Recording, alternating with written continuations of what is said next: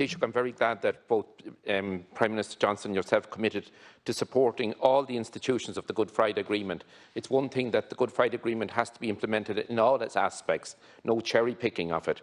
And it's very important that you raised a number of atrocities that were unfortunately committed in my own constituency, namely the Belturbet bombing and also the bombing in Monaghan and the Dublin bombings as well.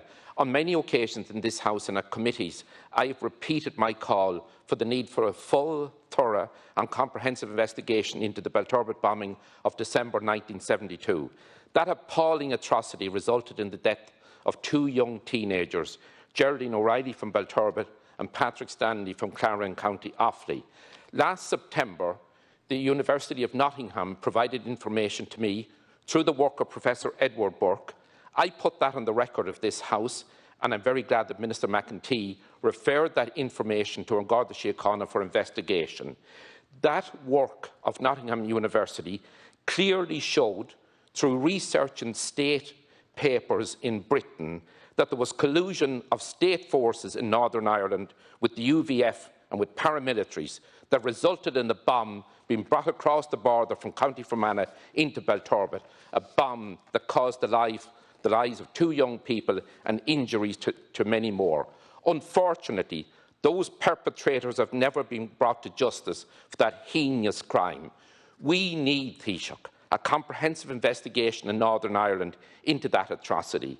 It's nearly 50 years ago, but it's never too late to get to the truth. I have campaigned along with those families, the O'Reilly and Stanley families, who have campaigned with such dignity, despite their grieving, their terrible grieving, the loss of their young family members. So, Taoiseach, I'm very glad that you have raised that matter, and I sincerely hope that that information I put on the record of this House, that will be thoroughly investigated by the Northern Ireland and British authorities. And again, in regard to the Dublin Monaghan bombings, it's absolutely reprehensible that the British government have not responded to the requests of our Parliament in July 2008, May 2011 and May 2016, where we as a Parliament unanimously passed a motion calling on the British government to give access to an independent international legal person to all files and papers pertaining to the Dublin Monaghan bombings of 17th of May 1974. The 47th anniversary of that desperate atrocity has just passed, where 33 people were killed and hundreds more injured. Taoiseach, you will agree with me that it's absolutely scandalous that the British government have not responded to the unanimous calls on 3 occasions from this sovereign Parliament for them to cooperate in a meaningful way and advance the investigation into what was the greatest atrocities on one day during the era of the Troubles on this island. Thank you, Achan Corla.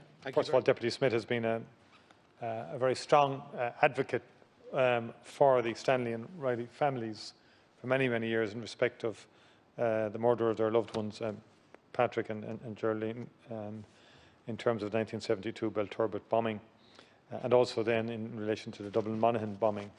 And I think the information that Deputy Smith has referred to in terms of the Nottingham University research has been forwarded, as he has said, to the Minister for Justice, and establishing the collusion with the UVF in respect of that heinous crime.